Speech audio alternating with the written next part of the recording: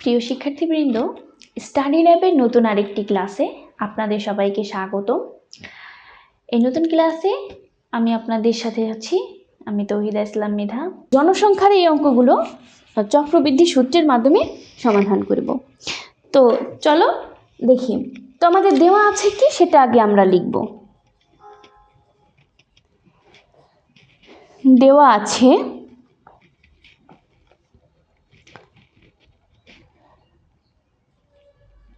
বর্তমান জনসংখ্যা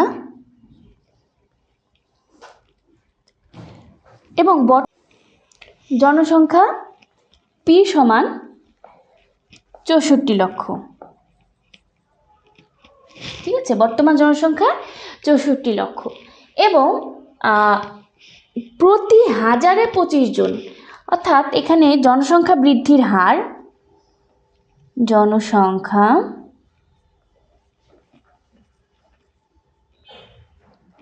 বৃদ্ধির হার আর সমান কত? আচ্ছা, এখানে একটা জিনিস খেয়াল করি, এখানে কিন্তু ওই যে আমরা যে মুনাফার যে অঙ্কগুলা করেছি সেখানে কিন্তু আমরা প্রত্যেকটা অঙ্কে শতকরা বলেছে, শতকরা মানে হচ্ছে পার্সেন্ট, 100%, কিন্তু এখানে আমাদের কথাটা উল্লেখ আছে কি প্রতি হাজারে। হাজারে বলতে কিন্তু পার্সেন্ট বোঝায় না, এই জন্য কি আমি এখানে 25% দিতে পারবো না, আমি কি এখানে 25% এভাবে লিখতে পারবো না, যেহেতু আমাকে কি আছে, আমাকে দেওয়া আছে প্রতি হাজারে জনসংখ্যা, তাহলে পার্সেন্ট অবশ্যই দেওয়া যাবে না। এবং অনেকগুলো অঙ্কে আমরা কিন্তু খেয়াল করেছি, অনেকগুলো অঙ্কে পার্সেন্ট সরাসরি না দিলেও প্রশ্নে কিন্তু বলে দিয়েছিল যে শতকরা এত মুনাফার হার বা সামথিং এরকম কিছু, কিন্তু এই অঙ্কটাই কিন্তু আমাদের বলা আছে প্রতি হাজারে। আচ্ছা, শতকরা যখন বলা ছিল তখন কি আমরা কি মুনাফার হারকে 100 দিয়ে ভাগ করেছিলাম, এবং এই ধরনের অঙ্কে মানে প্রতি হাজারে যেহেতু বলেছে সেহেতু কিন্তু আমরা 1000 দিয়ে ভাগ করব, এবং এই জায়গাটাই কিন্তু আমাদের বেশিরভাগ স্টুডেন্টসরা ভুল করে থাকে। এই হাজারের জায়গায় ওরা মনে করে যে হচ্ছে এটা তো 25 জন মানে মুনাফার জনসংখ্যা বৃদ্ধির হার 25 দেওয়া আছে, মানে 25/100 আমাকে ধরে নিতে হবে। না, এটা সম্পূর্ণই ভুল। আমরা হচ্ছে যেহেতু আমাদেরকে এখানে হাজারে উল্লেখ করা আছে সেহেতু যেটা দেওয়া থাকবে সেটা বাই 1000 দিতে হবে। তো এরপরে সময় n সমান হচ্ছে 2 বছর। তো আমরা জানি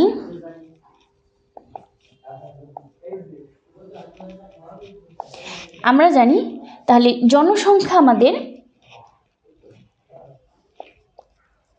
জনসংখ্যা হবে কি বলতো, p × 1 + r পাওয়ার n। পির মান হচ্ছে আমাদের 64 লাখ, ইন্টু 1 + r হচ্ছে 25/100 বাই হচ্ছে 2। তো আমাদের 64 লাখ। তো এটুকু আমরা হচ্ছে ক্যালকুলেটরে করব অবশ্যই, কিন্তু ক্যালকুলেশনটুকু আমরা যারা শিক্ষার্থী আছি ক্যালকুলেটরে করার চেষ্টা করব, না হলে কিন্তু আমাদের সমাধান অনেক সময় ভুল হয়ে যেতে পারে। তো অনেকে আবার কি করে, এই দেখো আমি এখানে 100 লিখে ফেলছি। অনেকে কি করে যে এই 100 দিয়েও যে আমরা 2.1 অনুশীলনীতে যেভাবে এই নিচের 100 দিয়ে এই খানের এই করতে মানে শূন্য শূন্যগুলো কেটে দিয়েছিলাম না, তো অনেকে কি করে এখানকার শূন্য নিয়ে এখানকার শূন্যের সাথে কেটে দেয়। তো এটা কিন্তু করা যাবে না, কারণ কি এখানে দেখো যে 1-এর সাথে যোগ অবস্থায় আছে, এই ভগ্নাংশটা আমার 1-এর সাথে যোগ অবস্থায় আছে, যে কারণে কিন্তু আমরা ওই কাটাকাটিটুকু করতে পারবো না। আমাদের কিন্তু এটুকু ক্যালকুলেটরের মাধ্যমে অর্থাৎ ভাগ প্রক্রিয়ার মাধ্যমে করে নিতে হবে। তো এটা সবচেয়ে সহজ উপায় হচ্ছে ক্যালকুলেটরে আমরা করব। তো প্রথমে ভগ্নাংশ থেকে শুরু করব, 25/1000 যা আসবে তার সাথে 1 যোগ 1, তো যা আসবে তার পাওয়ার হচ্ছে আমার এখানে 2, আসলো কত 1.0506225, এর সাথে গুণ করব আমি 64 লাখ, তো আসছে আমার 6 7 24 অর্থাৎ 67,24,000। তো 2 বছর পরে আমাদের ওই শহরের জনসংখ্যা হবে হচ্ছে কত? 67,24,000 জন। তো আমি একটু লিখে দিই, এখানে জনটা লিখে দিই। তো এটা আমাদের কিন্তু অ্যান্সার। তো আশা করি প্রিয় শিক্ষার্থীবৃন্দ অঙ্কটি বুঝতে পেরেছি। অঙ্কটি কিন্তু দেখে অদ্ভুত মনে হলেও এটি কিন্তু আমরা খুব সহজেই চক্রবৃদ্ধি মুনাফার সূত্র প্রয়োগ করে খুব সহজে সমাধান করতে পারি। তো এরপরে আমরা আমাদের এই অনুশীলনীর এর পরের অঙ্ক অর্থাৎ 12 নম্বর অঙ্কটি সমাধান করব। তো সবাই সাথেই থাকো। প্রিয় শিক্ষার্থীবৃন্দ, 12 নম্বর অঙ্কটি সমাধানের জন্য প্রশ্নে কি বলেছে খেয়াল করি। এক ব্যক্তি একটি ঋণদান সংস্থা থেকে 8% চক্রবৃদ্ধি মুনাফায় 5,000 টাকা ঋণ নিলেন। প্রতি বছর শেষে তিনি 2,000 টাকা কিস্তি দেন, পরিশোধ করেন। দ্বিতীয় কিস্তি পরিশোধের পর তার কত টাকা ঋণ থাকবে? খেয়াল করি এখানে বলা হয়েছে কি যে ঋণদান সংস্থা থেকে 8% চক্রবৃদ্ধি মুনাফায়, অর্থাৎ মুনাফার হার আমার 8%, 5,000 টাকা, অর্থাৎ এখানে মূলধন হচ্ছে আমার 5,000 টাকা। তো এখানে একটু খেয়াল করি, এখানে বলছে প্রতি বছর শেষে সে 2,000 টাকা করে কিস্তি প্রদান করে বা পরিশোধ করে। তো প্রথম ক্ষেত্রে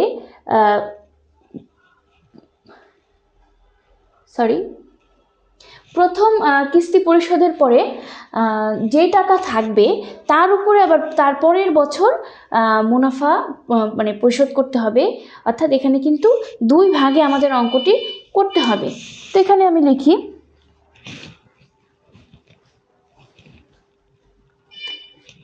প্রথম ক্ষেত্রে দিয়ে করি। প্রথম ক্ষেত্রে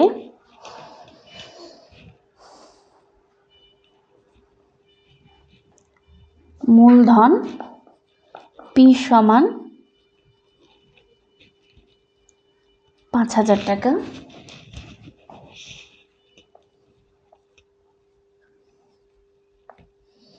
মুনাফার হার R সমান 8%, অর্থাৎ 8/100। সময় কিন্তু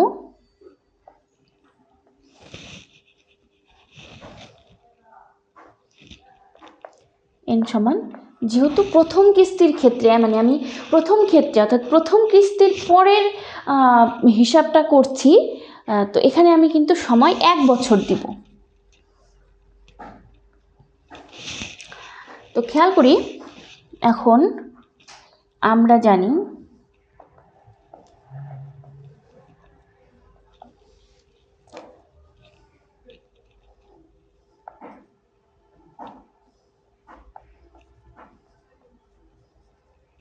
চক্রবৃদ্ধি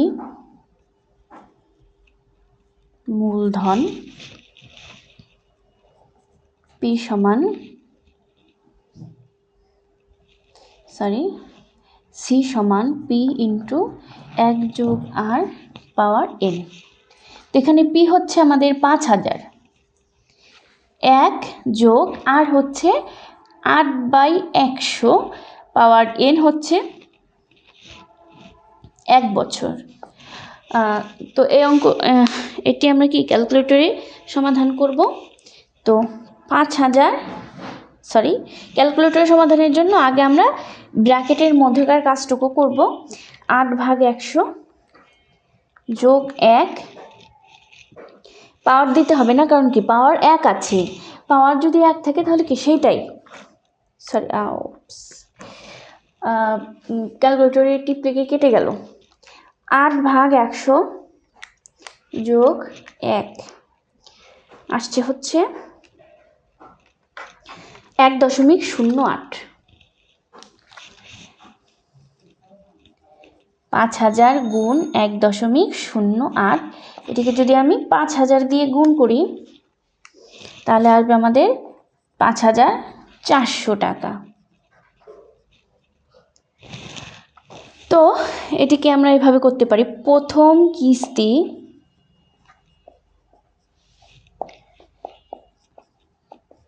পরিশোধের পর, প্রথম কিস্তি পরিশোধের পর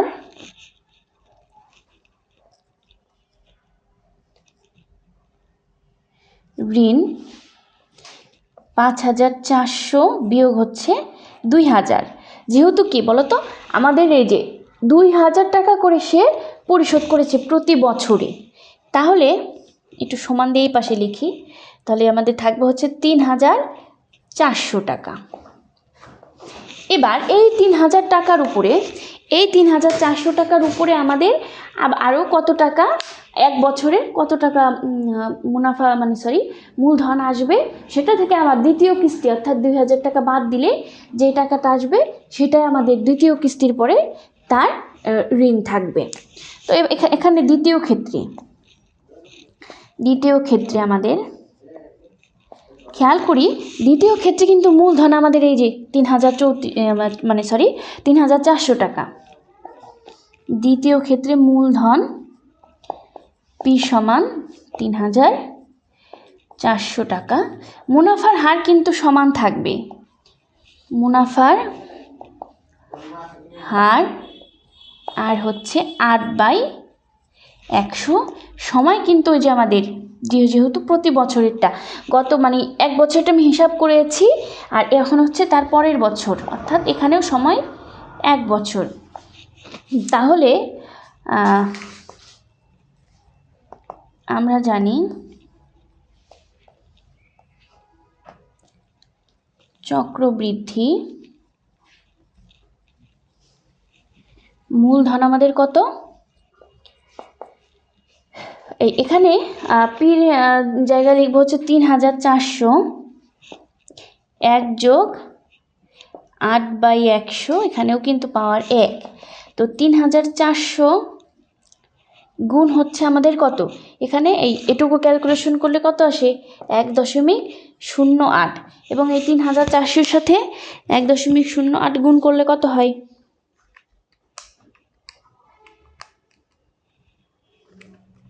৩,৬৭২ টাকা। তো খেয়াল করি, এবার কিন্তু আমাদের দ্বিতীয় কিস্তি পরিশোধের সময় চলে এসেছে। যেহেতু দ্বিতীয় বছরে আমার চক্রবৃদ্ধি মূলধন টোটাল কত আসলো, ৩,৬৭২ টাকা, এবং দ্বিতীয় কিস্তিতেও সে এই ২,০০০ টাকাই পরিশোধ করবে। তাহলে দ্বিতীয় কিস্তি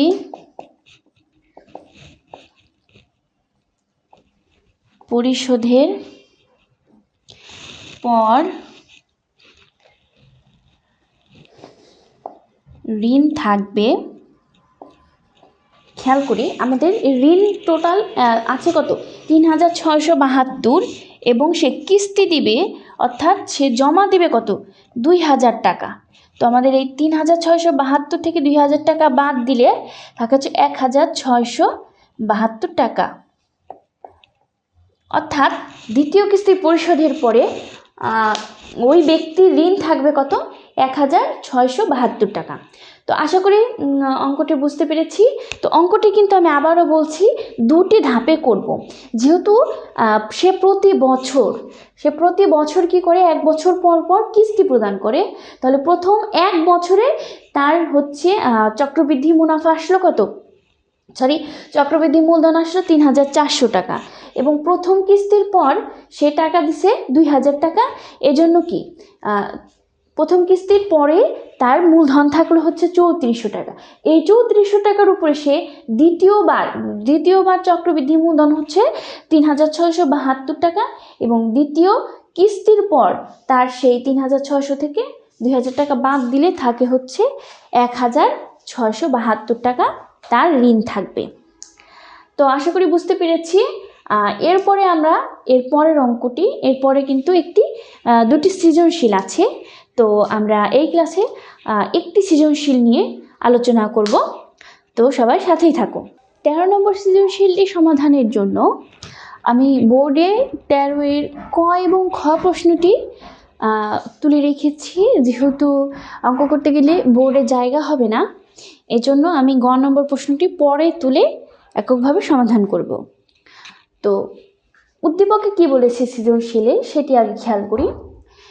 একই হার চক্রবৃদ্ধি মুনাফায় কোনো মূলধন 1 বছরান্তে চক্রবৃদ্ধি মূলধন 19,500 টাকা এবং 2 বছরান্তে চক্রবৃদ্ধি মূলধন 20,280 টাকা হলো। তো 1 বছরান্তে চক্রবৃদ্ধি মূলধন 19,500, 2 বছরান্তে 20,280 টাকা। তো ক নম্বর প্রশ্নে আমাকে বলেছে মুনাফা নির্ণয়ের সূত্র লেখো। তো ক নম্বর আমি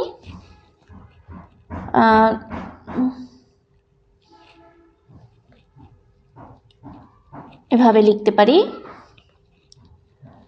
আমরা জানি মুনাফা আয় সমান পি আর এন। এখানে পি সমান হচ্ছে মূলধন, আর সমান মুনাফার হার, এন সমান সময়।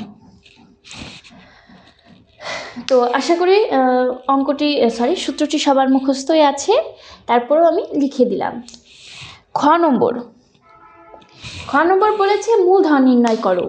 তো খ নম্বর প্রশ্নটি সমাধানের জন্য আমি উদ্দীপকটি আরও একবার পড়ি। একই হার চক্রবৃদ্ধি মুনাফায় কোনো মূলধন 1 বছরান্তে চক্রবৃদ্ধি মূলধন হয় 19,500 টাকা এবং 2 বছরান্তে চক্রবৃদ্ধি মূলধন হয় 20,280 টাকা। তো খেয়াল করি এখানে কিন্তু কোনো মুনাফার হার বা মূলধন কোনোটি দেয়া নাই, শুধু দেয়া আছে 1 বছরান্তে চক্রবৃদ্ধি মূলধন এত, 2 বছরান্তে চক্রবৃদ্ধি মূলধন এত। তো আমরা আসলে এভাবে ধরে নিতে পারি যে মনে করি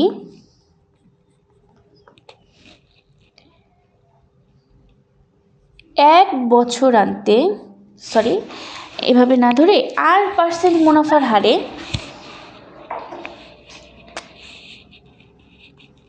R% মুনাফার হারে পি টাকার 1 বছরান্তে চক্রবৃদ্ধি মূলধন সমান পি ইন্টু 1 যোগ আর পাওয়ার 1।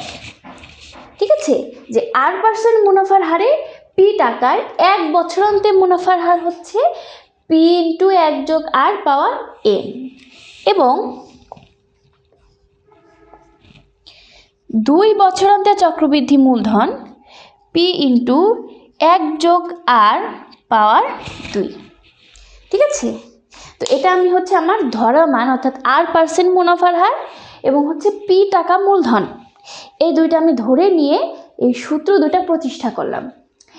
এরপরে আসে আমাদের কি উদ্দীপকে দেওয়া আছে 1 বছরান্তে মূলধন কত 19,500, তাহলে এটা আমি সূত্র প্রতিষ্ঠা করছি আর এটা হচ্ছে আমার দেওয়া আছে।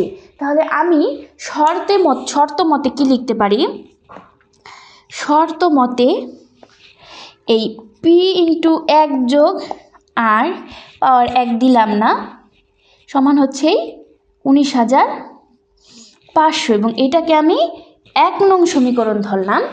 এবং আরেকটা শর্ত হচ্ছে, দেখো ওই যে 2 বছরান্তে চক্রবৃদ্ধি মূলধন আমার কত 20,280, তাহলে এটা হচ্ছে 2 বছরের মূলধন।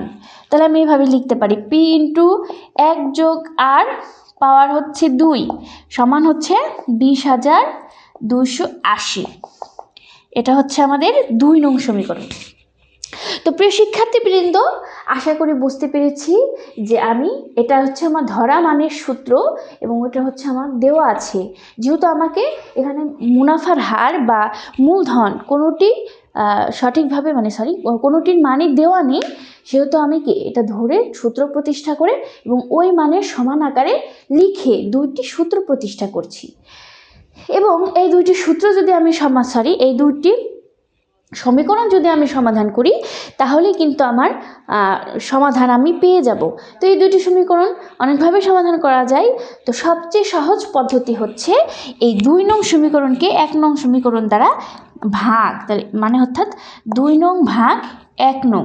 তো 2 নংয়ে আছে হচ্ছে p × 1 + r পাওয়ার 2, নিচে হবে হচ্ছে p × 1 + r পাওয়ার 1-এর দরকার নাই, উপরে যাবে কত 20,280 এবং নিচে আসবে 19,500।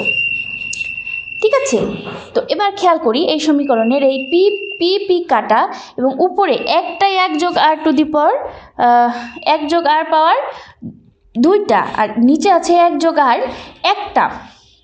তাহলে এখানে 2টা আর এখানের একটা যদি আমি কাটাকাটি করি তাহলে উপরে 1 + r একটা থাকবে, 1 + r কয়টা থাকবে?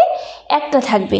এবং 20,280-কে 19,500 দিয়ে ভাগ করলে, ক্যালকুলেটরের সাহায্যে যদি আমরা ভাগ করি তো 20,280 ভাগ হচ্ছে 19,500 যদি আমি ভাগ করি তাহলে হচ্ছে আমাদের কত আসে?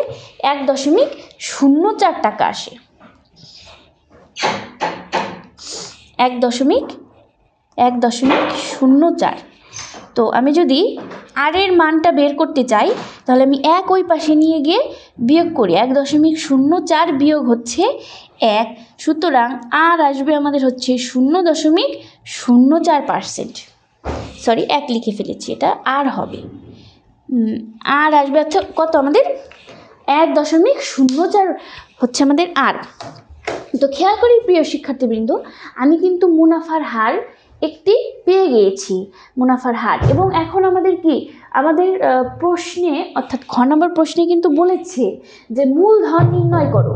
তো এখান থেকে যদি আমি মূলধন নির্ণয় করতে চাই তাহলে আমি এই আর এর মান যদি আমি এখানকার যে কোনো একটা সমীকরণে 1 নং সমীকরণে যদি আর এর মান বসাই তাহলে কিন্তু পি এর মান পেয়ে যাবো, অথবা 2 নং সমীকরণে বসিয়েও করতে পারবো। কিন্তু সবচেয়ে সহজ হয় হচ্ছে কোনটা? এই 1 নং সমীকরণে বসিয়ে। তো আমি এটাই করব যে 1 নং এ আর সমান 0.04 বসিয়ে 1 নং এ কি ছিল? পি × 1 + আর এর মান 0.04 সমান হচ্ছে কত? 19,500। তাহলে পি × 1.04 সমান 19,500। পি সমান 19,500 ভাগ 1.04। সুতরাং পি সমান আমাদের কত? ক্যালকুলেটরের সাহায্যে যদি আমরা করি 19,500 ভাগ 1.04 হচ্ছে 18,750। সুতরাং আমাদের মূলধন কত আসছে? মূলধন 18,750 টাকা। অ্যান্সার। তো প্রিয় শিক্ষার্থীবৃন্দ, আশা করি বুঝতে পেরেছি। তো প্রথমে আমরা 8% মুনাফার হারে পি টাকার 1 বছরান্তর চক্রবৃদ্ধি মূলধন এবং 2 বছরের চক্রবৃদ্ধি মূলধন নিয়ে দুটি সূত্র প্রতিষ্ঠা করেছি আমাদের জানা সূত্র দিয়ে।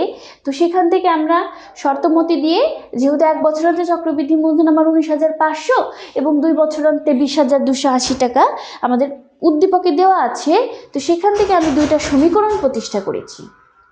ঠিক আছে, 2টা সমীকরণ এবং 2 নং সমীকরণকে 1 নং সমীকরণ দ্বারা ভাগ করলে আমার আর এর মান পাবো হচ্ছে আমরা 1.04 এবং এই আর এর মান এই 1 নং সমীকরণে যদি আমি বসাই তাহলে আমি ক্যালকুলেশনের মাধ্যমে পি এর মান পাচ্ছি হচ্ছে 18,750 টাকা। সেহেতু আমাদের মূলধন কত? 18,750। আশা করি বুঝতে পেরেছি। এরপরে আমরা এই অঙ্কটির গ নম্বর অঙ্কটি প্রশ্নটি সমাধান করব, তো সাথেই থাকো। গ নম্বর অঙ্কটি সমাধানের জন্য প্রশ্নে আমাদের বলেছে একই হারে উক্ত মূলধনের জন্য 3 বছর পর মুনাফা এবং চক্রবৃদ্ধি মুনাফার পার্থক্য নির্ণয় করো। অর্থাৎ খ নম্বর সমাধানে আমরা যেই মূলধন পেয়েছিলাম কত যেন? 18,000 কত? 18,750। এই 18,750 টাকার উপরে আমার 3 বছরের জন্য সরল মুনাফা এবং চক্রবৃদ্ধি মুনাফা, এই দুইটি মুনাফার পার্থক্য নির্ণয় করতে হবে। তো এটি সমাধানের জন্য তো আমরা খ হতে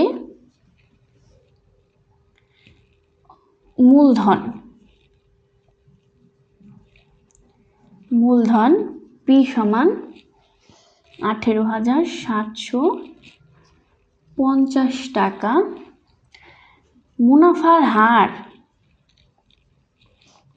হার কিন্তু আমাদের মুনাফার হারও কিন্তু আমরা খ হতে পেয়েছিলাম কত?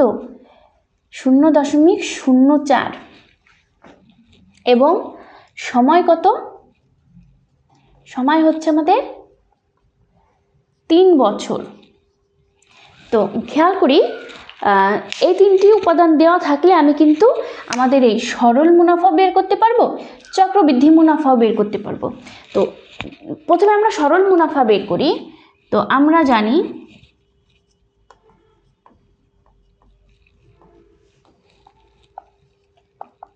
সরল মুনাফা আই সমান পি আর এন। পি হচ্ছে আমাদের 18,750 আর হচ্ছে 1.04, এন হচ্ছে 3। তো 1 না, আর এর মান কত?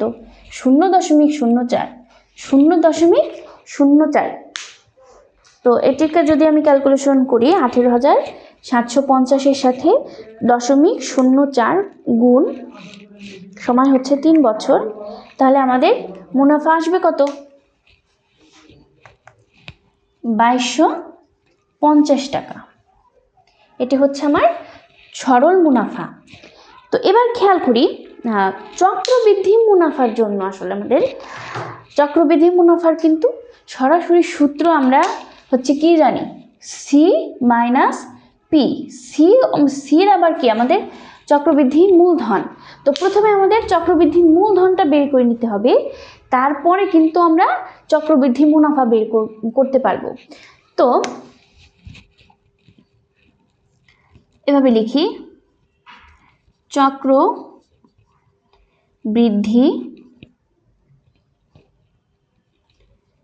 মুনাফার ক্ষেত্রে প্রথমে আমরা কি করব? চক্রবৃদ্ধি মূলধন বের করব। চক্রবৃদ্ধি মূলধন কত? চক্রবৃদ্ধি মূলধন হচ্ছে আমাদের চক্রবৃদ্ধি মূলধনকে আমরা কি সি দ্বারা প্রকাশ করি। তাহলে সি সমান পি ইন্টু 1+r পাওয়ার কত? এন। পি হচ্ছে আমাদের 18,750, 1+r হচ্ছে 0.04 পাওয়ার এন হচ্ছে কত? 3 বছর। তাহলে এটিকে যদি আমরা ক্যালকুলেটরে সমাধান করি যে 1.04 যোগ ব্র্যাকেটের কাছ থেকে শুরু করব। ব্র্যাকেটে আছে কি? 1 যোগ 0.04, এটা যা আসবে তার পাওয়ার দেব হচ্ছে আমি কত? 3, পাওয়ার 3 আসলো কত? যা আসবে তাই 18,750-এর সাথে গুণ। আসছে হচ্ছে 1.24864। এর সাথে যদি আমি গুণ 18,750 গুণ করি তাহলে আমাদের আসবে হচ্ছে 21,091.2। তো চক্রবৃদ্ধি মূলধন আমার আসলো কত? 21,091। তো ওই যে চক্রবৃদ্ধি মুনাফা বের করতে হলে আমাদের কি করতে হবে? চক্রবৃদ্ধি মূলধন থেকে আসল বাদ দিতে হবে, মূলধন বাদ দিতে হবে। তো সুতরাং চক্রবৃদ্ধি মুনাফা হচ্ছে আমাদের সি মাইনাস পি, অর্থাৎ সি হচ্ছে আমাদের কত? এই যে মাত্রই আমরা নির্ণয় করলাম 21,091.2 বিয়োগ পি হচ্ছে আমাদের 18,750। তো এটি ক্যালকুলেশন করলে আসে হচ্ছে বিয়োগ 18,750 যদি করি তাহলে আমাদের 2341.2 টাকা। 2341.2 টাকা। এখানে একটু টাকা লিখে দিই। তো খেয়াল করি এটা হচ্ছে আমাদের কি? চক্রবৃদ্ধি মুনাফা, আর এটা হচ্ছে আমাদের সরল মুনাফা। তো চক্রবৃদ্ধি মুনাফা থেকে সরল মুনাফা বাদ দিলেই তো আমাদের পার্থক্য নির্ণয় হয়ে যাবে। সুতরাং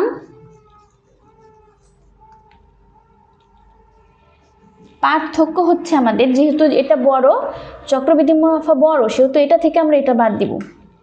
তো 2341.2 বিয়োগ 2250 টাকা বিয়োগ দিলে কত হয়?